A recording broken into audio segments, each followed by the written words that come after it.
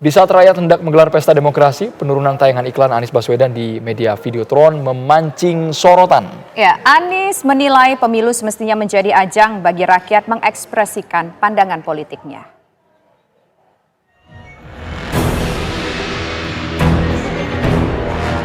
Anies Baswedan belum berhenti diperbincangkan. Kiprahnya sebagai salah satu calon presiden kerap menarik perhatian. Entah itu di daerah kampanye, panggung debat, bahkan sampai ke soal media reklame Videotron.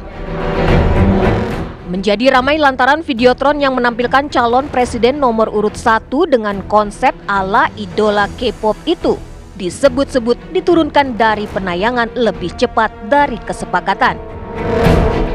Padahal iklan Anies itu dijadwalkan tayang selama sepekan, yaitu mulai tanggal 15 hingga 21 Januari 2024. Kejadian itu kemudian ramai dibahas di media sosial X, salah satunya dari akun OLP Project, basis penggemar Anies Baswedan. Beberapa titik Videotron itu terpasang yakni di depan Geraha Mandiri Menteng, Jakarta Pusat, dan di depan Grand Metropolitan Bekasi, Jawa Barat. Anies sendiri memang belum mengetahui seperti apa duduk persoalannya. Namun Anies menilai rakyat memiliki hak untuk mengungkapkan pandangannya. Gimana Pak yang Videotron tadi kita Videotron yang di Bekasi itu gimana sebenarnya? Iya Pak, yang sempat dicabut. Tapi betul ya? Sebenarnya saya nggak tahu juga, cuman kan kabar beredar di sosmed. Tapi Ini adalah sebuah pesta demokrasi dan rakyat memiliki hak untuk mengungkapkan pandangannya. Di sisi lain, Wakil Presiden ke-10 dan ke-12 yang juga pendukung Anies Baswedan, Yusuf Kala berpendapat sebaiknya persoalan ini dilaporkan ke Bawaslu. Kalau itu kan ada aturannya, jadi nanti lapor ke Bawaslu aja, karena aturannya tidak boleh saling mengganggu kan. Ya tidak apalagi begitu, selama ada izinnya ya pelanggaran namanya.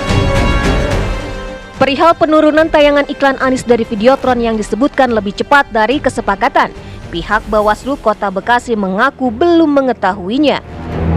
Pihak Bawaslu justru mempertanyakan balik penyebab tayangan itu diturunkan.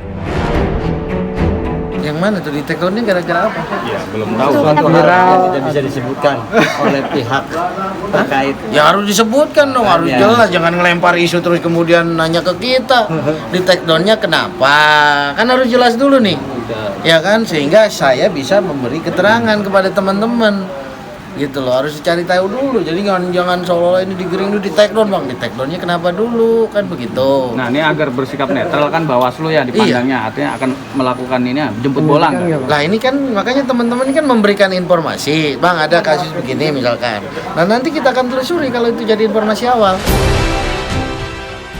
Riuh pendapat soal diturunkannya Videotron Anies mendapat tanggapan Wakil Ketua Komisi 2 DPR RI Junimart Girsang. Junimart menyoroti soal pemahaman Bawaslu daerah terhadap aturan main yang berlaku.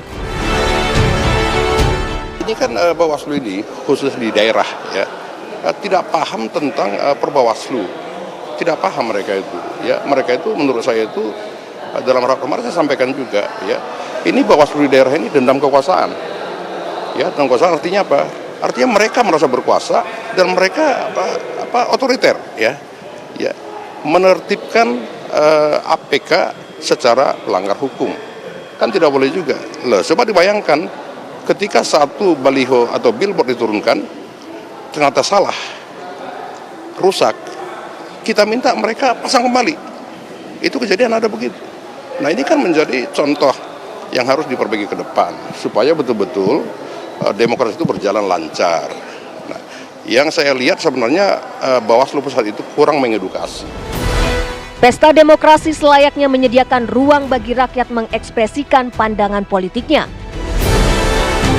Selama kebebasan berekspresi dan berdemokrasi itu masih dalam koridor yang benar. Lantas, apa yang harus ditakutkan? Tim TV One mengabarkan.